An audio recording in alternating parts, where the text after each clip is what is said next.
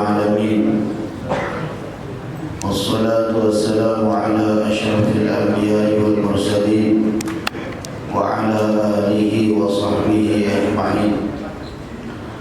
اللهم ارزقنا فهم النبيين وحفظ المرسلين وإلهام الملائكة المقربين.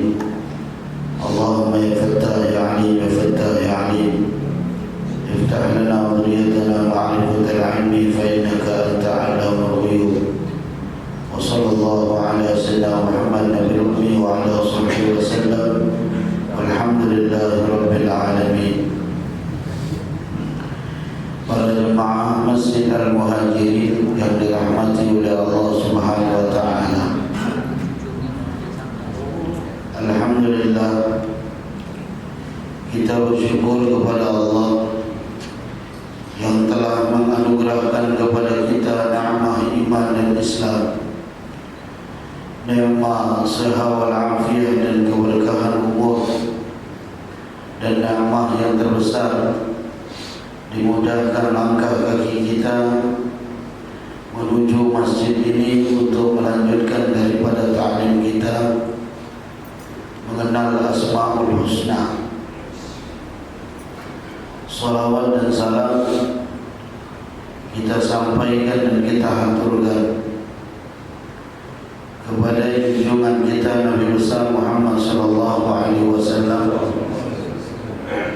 yang mana beliau Rasulullah telah membawa kita dari jalan yang gelap gulita menuju jalan yang terang menerang yang disinari oleh iman oleh Islam. Para jemaah sekalian yang dirahmati oleh Allah,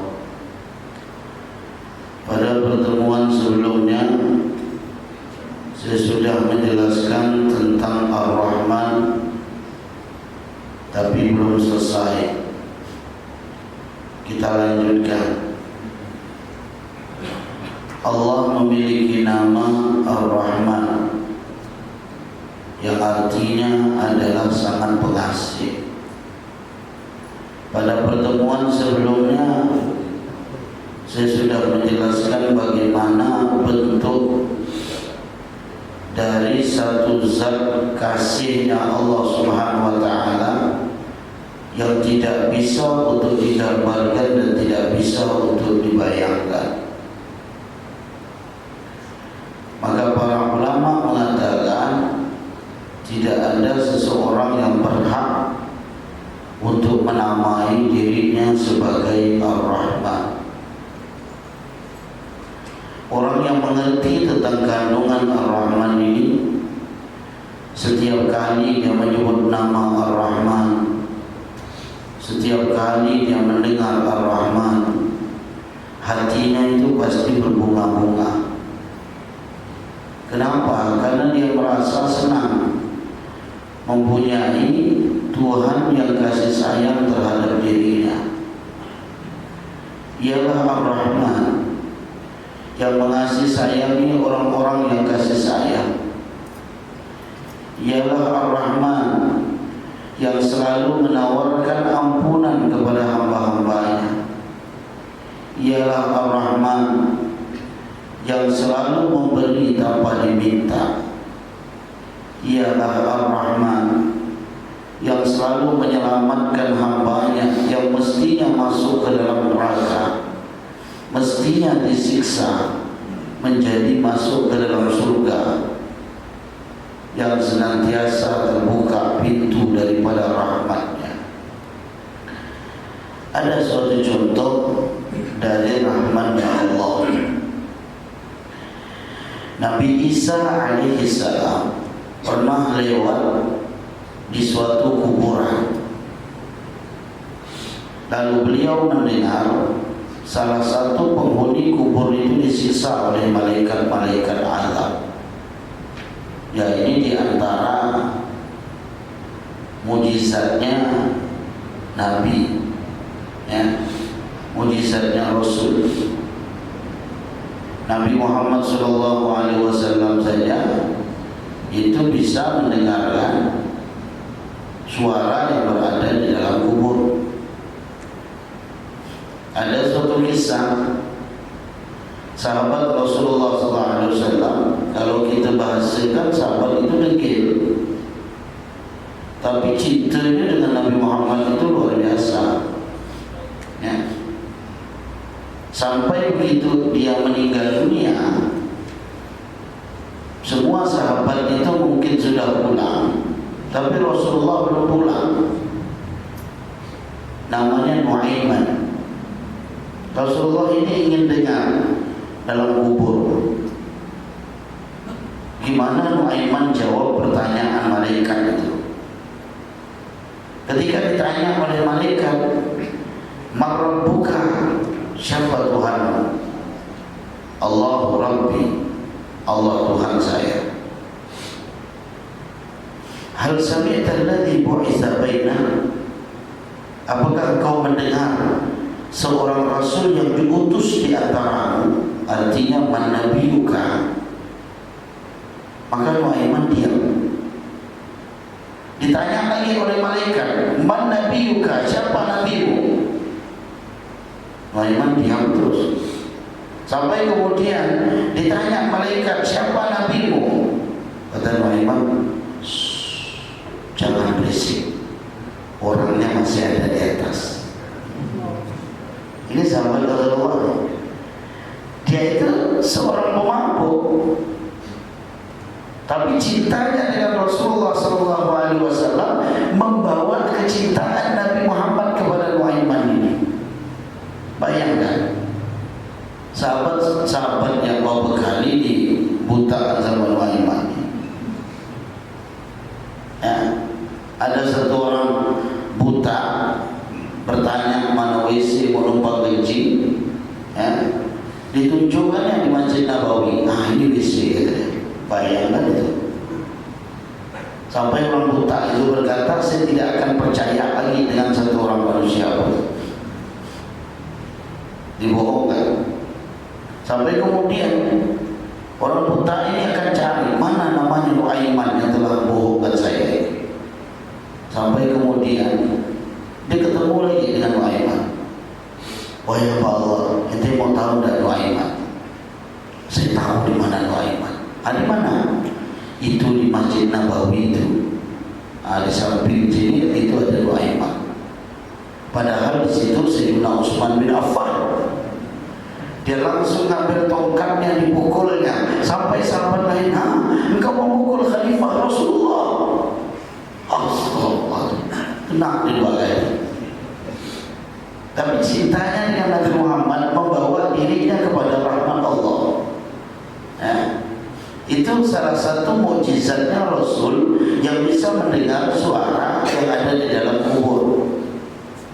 Demikian pula Nabi Allah Isa alaihissalam, ketika beliau berjalan di kuburan, dengar ada hamba-hamba Allah yang disiksa oleh malaikat-malaikat. Ada hamba Allah yang disiksa, malaikat azab. Kemudian beliau pun terus berjalan, ditinggalkannya kubur tadi. Beberapa lama kemudian Nabi Allah Isa alaihissalam lewat di kuburan tadi.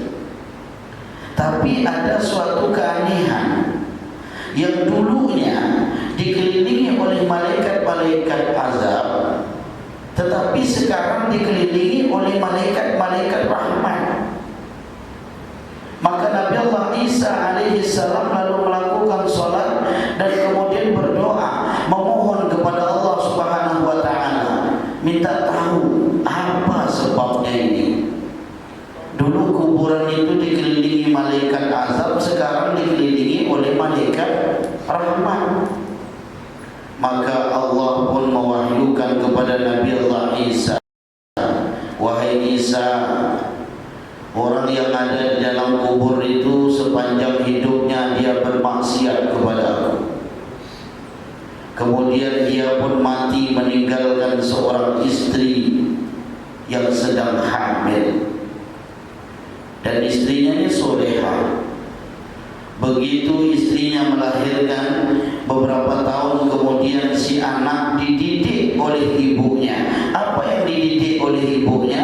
Sang ibu hanya mengajar sang anak itu untuk membaca bismillah dalamnya ada nama Ar-Rahman, dalamnya ada nama Ar-Rahim. Ya. Maka oleh karena itu wahai Isa, aku malu untuk mengadab manusia yang bapaknya di dalam kubur, sedangkan anaknya di permukaan bumi ini mengucapkan Bismillahirrahmanirrahim. Akhirnya bapaknya tadi pun diselamatkan dari siksa kubur. Ini sebagai contoh dari kasih sayangnya Allah terhadap hambanya. Ya, maka bapak-bapak, ibu-ibu sekalian, didik anak kita dengan pendidikan yang baik. Mereka tuh tabungan yang begitu luar biasa bagi kita ini. Ya, kalau tabungan harta, bahkan guru saya mengatakan untuk akhir zaman ini, kalau kita diberikan oleh Allah harta yang banyak, bagus berlakukan hibah bagi anak-anak, bagikan sampai kita hidup dengan secukupnya. Kenapa? Karena akhir zaman akan kita temui oleh anak-anak kita berpecah belah, bermusuh-musuh dikarenakan warisan. Tak tahu sekarang sudah terjadi apa belum? Udah belum? Saya tahu udah, cuma saya tak menjawab. Ya, udah. Anak sama anak itu sudah bertegur bertahun-tahun cuma gagal warisan.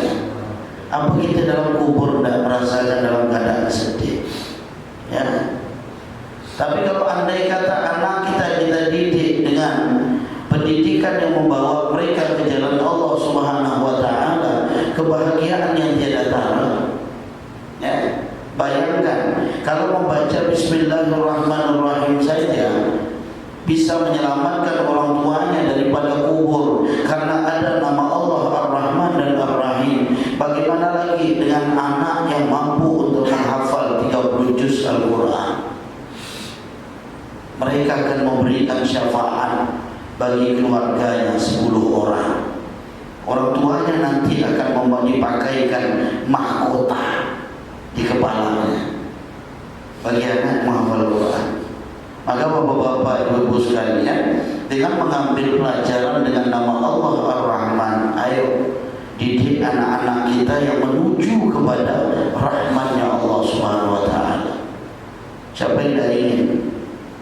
Kalau tidak anak, keponakan kita. Ya. Kalau kita memang tidak ada yang jadi, harta kita ini apa yang bisa kita manfaatkan untuk amal jariah ilmu agama. Oh, saya punya harta, cari anak yang mau pesantren, yang mau menghafal Quran, yang mau belajar ilmu agama, biayakan dia. Begitu dia sampai selesai, kemudian meneruskan ya dakwahnya Rasulullah SAW, dia mengajar ilmu agama. Bapak ibu dalam kubur sekalipun tetap dapat, karena dia mencari ilmu agama itu dengan harta dari bapak ibu sekalian. Ya, di sini kita lihat bagaimana tidak mungkin bahagia orang tua yang menyaksikan anak-anaknya sudah menjadi anak yang soleh dan soleha sebelum mereka meninggal dunia. Siapa yang tidak ingin?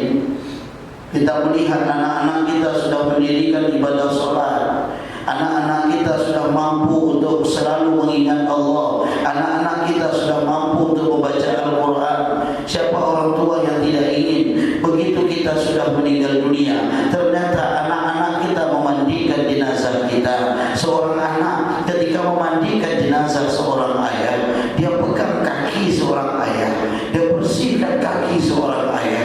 Pada saat itu dia berkata, ya Allah, dari kaki inilah seorang ayah yang keluar rumah dengan tanpa berpikir, dengan terik panasnya matahari, dengan tanpa berpikir bahaya apa yang ia dapati, demi mencari nafkah untuk saya, ya Allah, memberikan makan, memberikan pendidikan, memberikan pakaian untuk saya, ya Allah. Seorang anak yang soleh, dia akan berkata, ya Allah, angkat dosa ayah saya, ya Allah, turunkan rahmat kepada ayah saya. Apakah cukup sampai di situ? Tidak.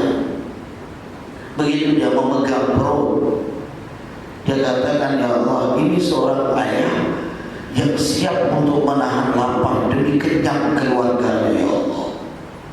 Dia akan berdoa kembali. Apakah cukup sampai di situ? Tidak.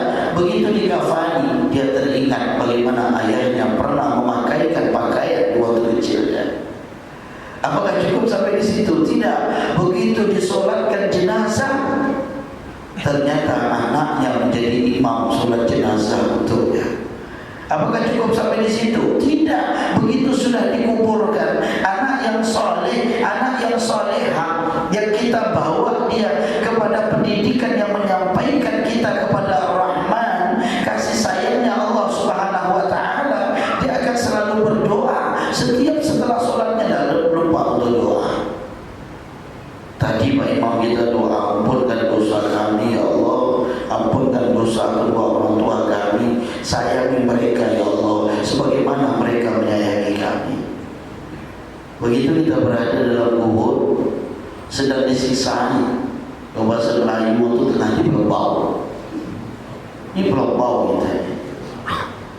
Malaikat mukul, kata Allah, berhenti malaikat, berhenti.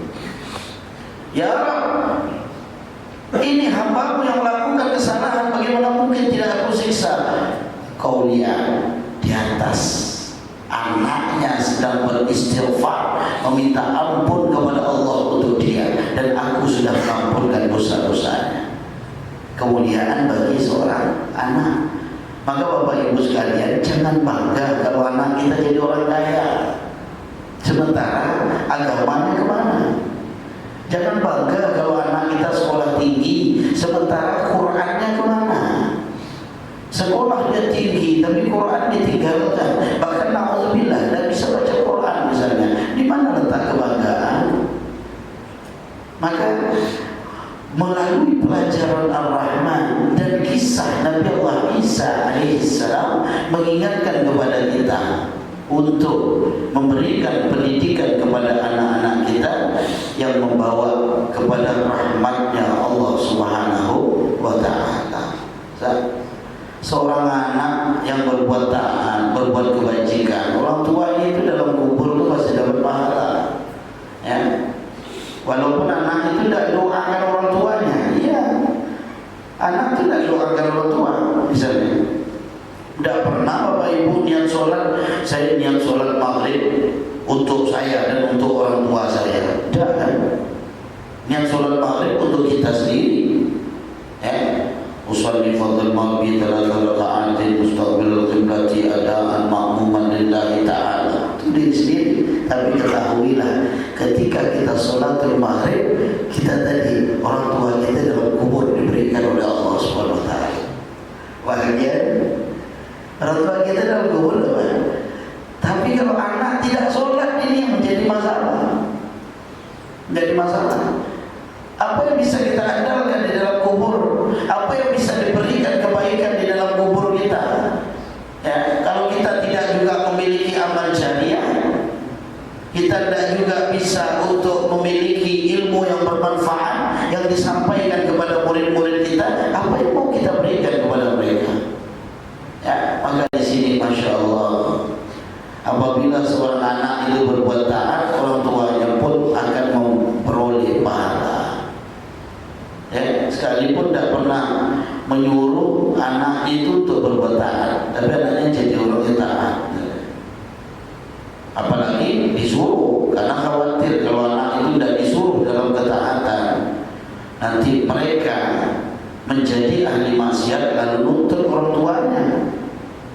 Ya Allah, bukan saya, orang tua saya tidak pernah mendidik saya, membawa saya kepada jalan kebaikan, maka saya seperti ini. Ya. Kenapa sampai Allah menerima dari amalan anak? Karena keberadaan anak tadi disebabkan oleh orang tuanya, ya. Tapi sebaliknya dengan rahmat Allah, kalau orang tua meninggal dunia dan si anak masih kecil, anak itu artinya belum mukallaf. Mukallaf itu artinya baligh dan aqil. Anak itu belum baligh, anak itu belum berakal. Kemudian si anak itu menjadi dewasa, ya. dia melakukan maksiat, maka anaknya lah yang dapat dosa. Orang tuanya terhindar dari dosa yang dilakukan oleh anaknya. Tapi kalau andai kata dia sudah mukallaf, dari kecil orang tuanya masih hidup dan berikan pendidikan sebaliknya, ya, betapa luar biasanya, ya. Rasulullah itu betapa beliau itu kan sayangnya kepada umat itu kan luar biasa, ya, luar biasa. Tapi Allah tidak memberikan namanya Ar-Rahman itu kepada beliau. Seorang Rasul yang luar biasa kasih sayang dengan umat itu Nabi Muhammad. Bayangkan, ya, beliau apapun yang dirasakan selalu teringat dengan umatnya. Itu Rasulullah. Selama ini ada tidak kita mengingat Nabi Muhammad SAW? Coba kita bayangkan. Suatu saat ada suatu kisah di dalam hadis itu, Rasulullah duduk-duduk sama istrinya Sayyidah Aisyah, padahal sedang romantis ibaratnya. Sayyidah Aisyah mengatakan, ya Rasulullah, doakan saya, doakan saya.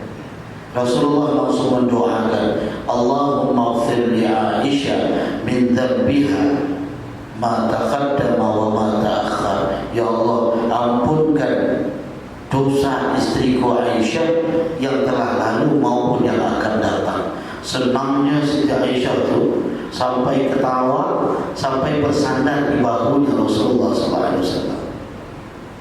Saya yakin bini itu tak pernah macam ini.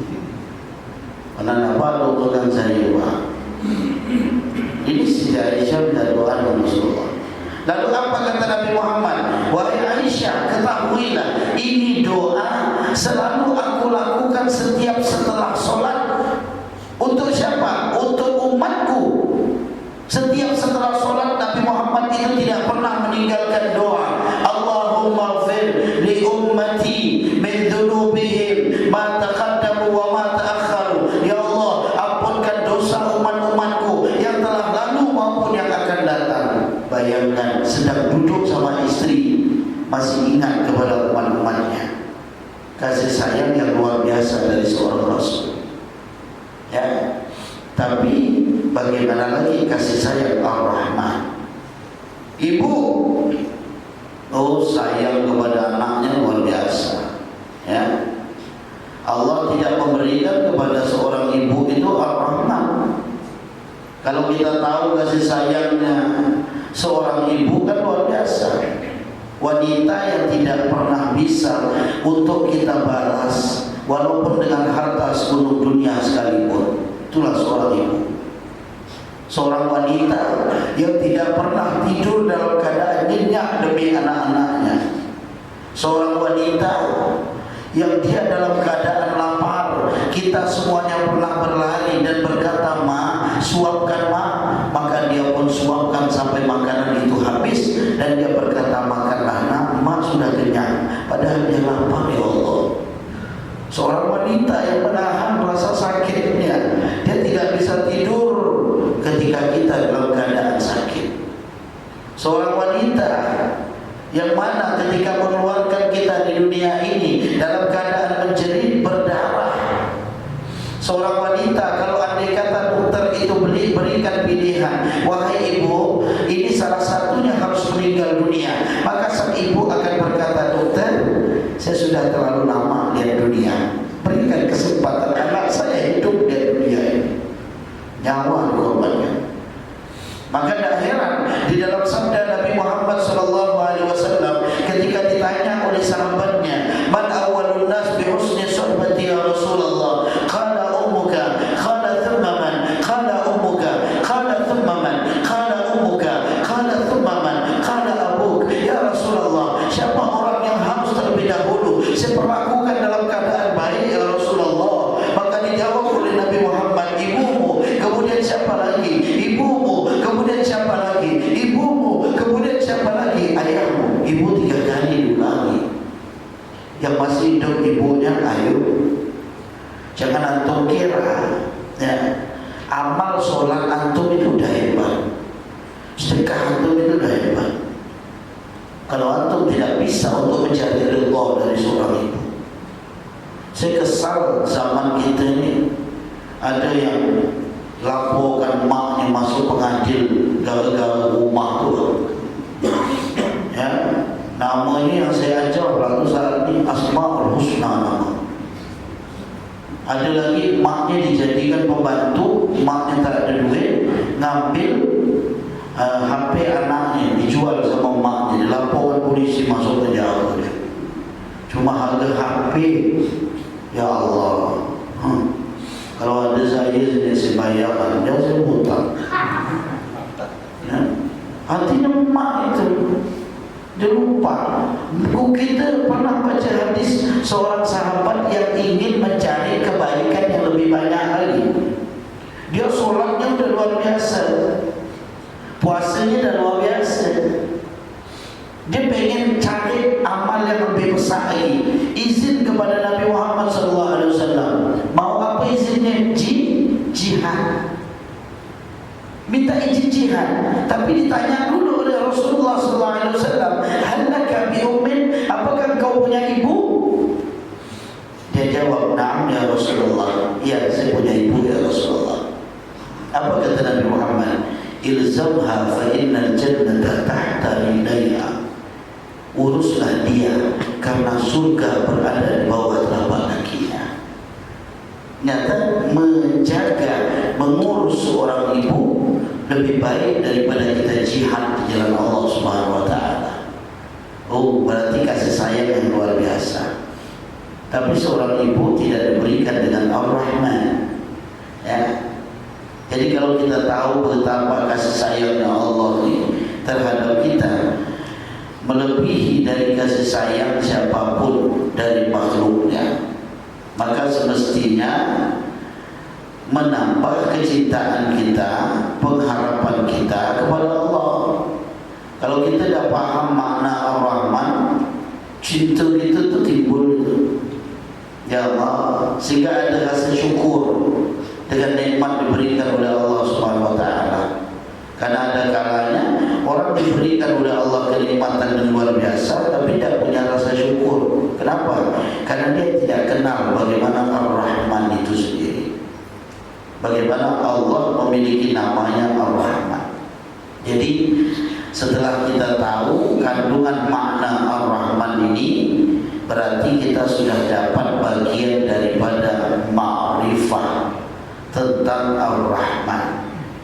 Walaupun hanya secara ilmiah saja, secara ilmiah. Kemudian kita pun dituntut bukan hanya tahu arti Ar-Rahman saja, bukan hanya sekedar itu saja, ya.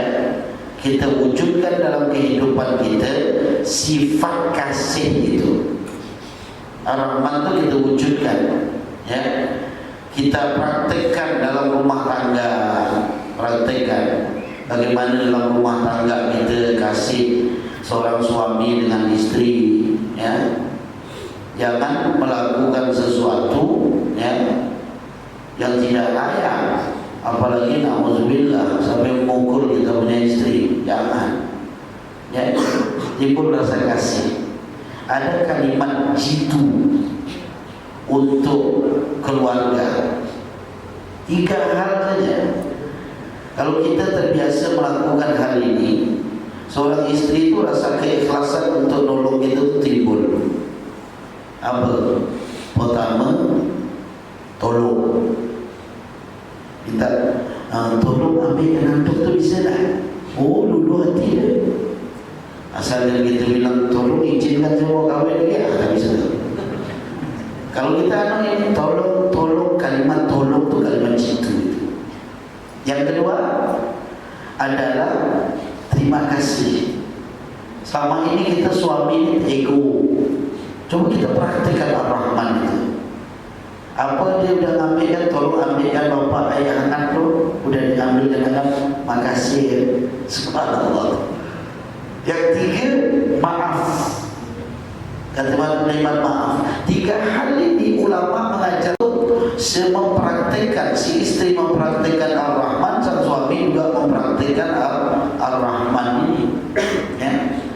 kehidupan sehari-hari, atau mungkin kepada tetangga. Praktekkan kepada tetangga. Rumah tangga kita udah, tetangga kita dalam bergaul itu bagaimana? Ya, saya ada nemukan tetangga berkelahi cuma gara-gara pagar ya. Tetangga satu sudah bangun pagar, yang sebelah merasa pagar sudah dibangun, dipakai dinding tetangga, dilanjutkan ke pagar selanjutnya. Cuma gara-gara ini berkelahi 3 tahun. Tahu tegur ada. Kalau di sini insyaAllah tak ada. Tak ada yang bilang ada, tak ada. Ya. Cuma gara-gara itu, ini terjadi di komplek biasanya. Ya. Ini tetangga itu diajarkan Nabi Muhammad itu. Keadaan kebaikan di balik tetangga. Bahkan kata Rasulullah, la yadkhulul jannah man bata syab'an wa jarhu ja'i. Dan akan masuk surga orang yang diam dalam rumah itu dalam keadaan kenyang, sementara tetangga itu dalam keadaan lapar. Saya salut dengan orang tua kita dulu tuh Bang. Salut. Mereka kalau ada apa-apa tetangga itu pasti dibagikan. Kalau dulu tuh rumah saya itu dibuat paket dengan rumah orang depan. Ceper tuh bagi jalan ke paket. Orang depan tuh nunggu dah. Jangan dulu tuh. Kalau dia beli durian, ya Allah dia punya pintaran itu supaya tetangga tak ada cium katanya. Kalau kita tidak bisa berbagi, minimal jangan baunya kita kasih dengan tetangga. Ditutup benar-benar, betul lah. Waktu dulu. Kalau sekarang dia beli spekam, betul-betul ada tak tangga keluar bisa tengok. Kita tengok. Ini artinya adalah tetangga itu diajarkan Nabi Muhammad. Itu para ulama kita, Imam Abu Hanifah, rumah beliau itu banyak tikus. Rumah Imam Abu Hanifah. Lalu setelah itu, ya, muridnya berkata, wahai Imam, saya punya racun tikus yang begitu manjur. Sekali ini racun diletak, tikus pasti lari. Kata Imam Abu Hanifah, jangan. Lah kenapa Imam? Saya tidak khawatir dan saya senang tikus ini lari dari rumah saya. Cuma yang saya khawatirkan, tikus ini lari ke rumah tetangga sehingga mengganggu tetangga saya. Ya Allah, sampai di situ demikian. Kalau dikata kita orang bawa ni Pak, saya ada racun tikus, pasti lari semua tikus. Mana kita pikir dalam tetangga ya? Coba kita lihat. Bahkan subhanallah, akhlak mereka dengan tetangga itu luar biasa. Imam Abu Hanifah suatu saat ngajar, ya. Tetangganya resik. Memang ada cobaan tetangga resik itu memang ada. Begitu Imam Abu Hanifah ngajar, itu ada hidupkan musik, dia nyanyi, aku ini orang hebat, orang banyak tidak tahu aku ini orang hebat, padahal aku ini orang hebat. Dan muridnya marah. Begitu muridnya berdiri, ente mau kemana? Itu ganggu kita. Kata Imam Hanifah, itu tetangga saya, biarkan. Subhanallah. Tahu-tahu begitu beliau suatu saat taklim, suara tetangga ribut itu tidak ada lagi. Satu orang muridnya nyeletuk, alhamdulillah. Ada apa? Wahai Imam, saat ini kita taklim sudah tenang, karena tetangga yang biasa ganggu kita itu masuk dia. Ada satu kasus, Imam Abu Hanifah langsung, murid-murid dulu, kita stop pelajaran kita sampai di sini. Subhanakallahumma bihamdika, asyhadu an la ilaha illa anta, astaghfiruka wa atubu ilaik. Langsung stop. Kemana? Imam Abu Hanifah datang ke Khalifah, minta tolong keluarkan tetangga. Bayang kata, minta tolong. Malam-malam pergi rumah Khalifah. Begitu, assalamualaikum, pengawalnya, ada apa? Coba saya mau ketemu sama Khalifah. Saya Imam Abu Hanifah. Wahai Imam, Khalifah udah tidur, udah malam ni. Coba yang ente gedor, siapa tahu belum tidur. Digedor lah. Assalamualaikum. Waalaikumsalam. Ada apa? ada Imam Abu Hanifah datang. Hah? Ente benar benar? Iya. Karena beliau heran, Imam Abu Hanifah ini kalau dipanggil sama pejabat tidak mau. Imam Abu Hanifah itu kadang pejabat yang datang ke dia. Ini mukul saya dan semua ni. Ya kan, ulama-ulama kita dipukul. Jangan begitu pejabat panggil, oh cepat. Begitu orang miskin panggil, tak boleh muncul dia. Ya. Imam Abu Hanifah tu, kalau pejabat itu heran Hanifah ni. Kenapa pula Imam Abu Hanifah ni datang malam-malam? Biasa Imam Abu Hanifah tu tidak mau beliau. Tidak mau. Maka subhanallah, keluar ini Khalifah ini, Imam Abu Hanifah, ya, ada apa? Saya minta tolong, tetangga saya lagi di penjara itu. Bisa tolong tak keluarkan? Wahai Imam, gampang itu, besok saya keluarkan. Wahai Khalifah, kalau nunggu besok kelamaan. Ini hotel bintang 8 nih, tak ada orang mau nih. Hotel paling tinggi bintang kan bintang 7. Kalau bintang 9 sakit kepala. Ini bintang 8 nih. Udah tidak ada orang yang senang untuk tidur di situ. Keluarkan sekarang. Ya baik. Disuruh pengawalnya keluarkan. Beliau dari jauh melihat. Subhanallah. Begitu tetangganya keluar dari penjara, lihat Imam Abu Hanifah. Pasti Imam Abu Hanifah yang mengeluarkannya. Maka beliau langsung mendekat ke Imam Abu Hanifah. Imam Abu Hanifah mengatakan, aku ini orang hebat. Tidak ada orang yang tahu aku ini orang hebat, padahal aku ini orang hebat. Kata, wahai Imam, saya bukan orang yang hebat. Dicium, dipeluknya Imam Abu Hanifah. Ujung-ujung jadi akur, jadi murid Imam Abu Hanifah. Kenapa? Akhlak dengan tetangga. Maka kata ulama, kalau mau tahu baik tidak seorang, tanya ke tetangga. Kalau tetangganya bilang baik, insya Allah tu orang baik. Tapi tetangganya pun harus baik. Jangan dia berdua kelahi pula. Ya, ini tergantung tanggap kelahi. Kita tanya bagaimana tanggap, tak bagus tu, gini, dia tanggap kelahi juga. Tanya, mau tahu orang baik. Tanda, tanya tetangga, kita masuk ya. Ini kita amalkan Ar-Rahman bersama tetangga kita, rumah tangga, masyarakat kita. InsyaAllah Imam Ghazali menjelaskan tentang seorang ingin menjadi Abdul Rahman. Ada syaratnya. Kalau kemarin syarat ingin menjadi Abdullah, saat ini Abdul Rahman. Apa saja syaratnya? InsyaAllah akan kita lanjutkan pada pertemuan selanjutnya. Mudah-mudahan manfaat.